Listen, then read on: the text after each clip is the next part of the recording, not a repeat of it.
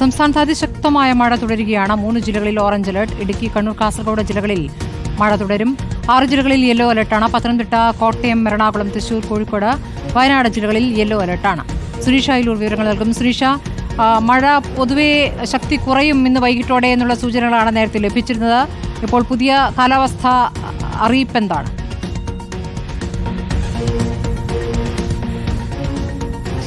പറഞ്ഞതുപോലെ നാളെയോടുകൂടി മഴയുടെ തീവ്രത കുറയുമെങ്കിലും ശക്തമായ മഴയ്ക്കുള്ള, അതിതീവ്ര മഴയല്ല, ശക്തമായ മഴയ്ക്കുള്ള സാധ്യതയുണ്ട് എന്നത് തന്നെയാണ് കാലാവസ്ഥാ കേന്ദ്രം പറയുന്നത്. ഏറ്റവും പുതിയ മുന്നറിയിപ്പ് അല്പസമയം മുമ്പാണ് വന്നത്. അതുപ്രകാരം 3 ജില്ലകൾക്ക് അതിശക്തമായ മഴ മുന്നറിയിപ്പ് നൽകിയിട്ടുണ്ട്. അത് കാസർഗോഡ്, കണ്ണൂർ, ഇടുക്കി ജില്ലകളിലാണ്. ഈ 3 ജില്ലകളിൽ അതിശക്തമായ മഴയ്ക്കുള്ള സാധ്യത വരുന്ന മണിക്കൂറുകളിലും ഉണ്ട് എന്നുള്ളതാണ് കാലാവസ്ഥാ കേന്ദ്രം പറയുന്നത്. മറ്റ് 6 ജില്ലകൾക്കാണ് യെല്ലോ അലർട്ട് നൽകിയിട്ടുള്ളത്. അത് വയനാട്, തൃശ്ശൂർ, പത്തനംതിട്ട, ഒപ്പം തന്നെ കോഴിക്കോട്, എറണാകുളം, കോട്ടയം ജില്ലകളിലാണ് യെല്ലോ അലർട്ട് നൽകിയിരിക്കുന്നത്. മറ്റ് ജില്ലകൾക്ക് മറ്റ് അലർട്ടുകളൊന്നും തന്നെ നൽകിയിട്ടില്ല എന്നുള്ളതാണ്. നിലവിൽ ഇപ്പോൾ ഗുജറാത്ത് തീരത്ത് ഒരു ന്യൂനമർദ്ദ പാത്തി നിലനിൽക്കുന്നുണ്ട്. ഒപ്പം തന്നെ മധ്യപ്രദേശിന് മുകളിലായും ഒരു തീവ്ര ന്യൂനമർദ്ദമുണ്ട്. ഇത് നാളെയോടുകൂടി അടുത്ത 12 മണിക്കൂറിനുള്ളിൽ തന്നെ അത് ശക്തി കുറഞ്ഞ് ന്യൂനമർദ്ദമാകാനുള്ള സാധ്യതയുണ്ട്. അതുകൊണ്ടാണ് അടുത്ത 5 ദിവസം ഇടവിട്ടുള്ള ശക്തമായ മഴയ്ക്കുള്ള സാധ്യത കാലാവസ്ഥാ കേന്ദ്രം പറയുന്നത്. മഴയുടെ തീവ്രത കുറയുകയാണെങ്കിലും വരുന്ന ദിവസങ്ങളിൽ ശക്തമായ കാറ്റിനുള്ള സാധ്യത ഇപ്പോഴും ഉണ്ട് എന്നുള്ളതാണ്. നിലവിൽ കാലാവസ്ഥാ കേന്ദ്രം പറയുന്നത് 60 കിലോമീറ്റർ വേഗതയിലുള്ള കാറ്റിനാണ് സാധ്യത. അതുകൊണ്ട്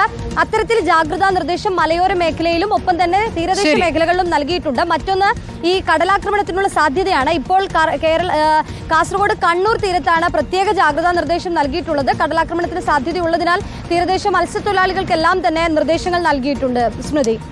ശരി, സുരേഷ് അയിലൂരാണ് വിവരങ്ങൾ നൽകിയത്.